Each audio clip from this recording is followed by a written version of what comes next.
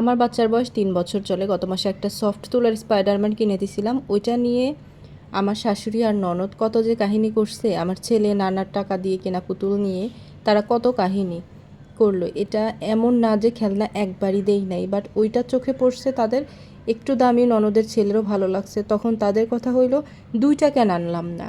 মানে তারা বাসায় আমার স্বামীর টাকা দিয়ে কেনা শুধু আমার ছেলের জন্য একটা পুতুল কিনছি, তাতেই তাদের সমস্যা। এটা হচ্ছে আমার এক পোস্টে আমার এক আপুর কমেন্ট, আমার এক ফলোয়ার আপুর কমেন্ট। তো ওই পোস্ট ছিল হচ্ছে আমি আমার একটা ছবি আপলোড করছিলাম, সেখানে আমার বাচ্চারা খেলনা নোংরা করে রাখছে, মানে এলোমেলো করে রাখছে, সেই খেলনাটার ছবি দিয়ে আমি আপলোড করছিলাম। সেখানে আমি ক্যাপশন দিয়েছিলাম যে যদি এরকম পরিবেশ না দিতে পারেন বাচ্চা জন্ম দিয়েন না।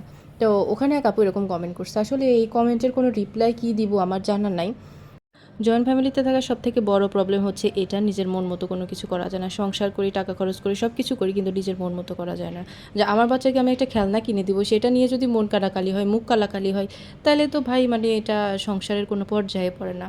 তো আর জয়েন্ট ফ্যামিলি থেকে ভালো দিক হচ্ছে তারা বাচ্চাদের দেখতে পারে, আমি একটু রিলিফ পাই, বাট ওরকম তো কেউ দেখে না। বাচ্চাদের সাথে তুলনা করা কেমন মানুষ।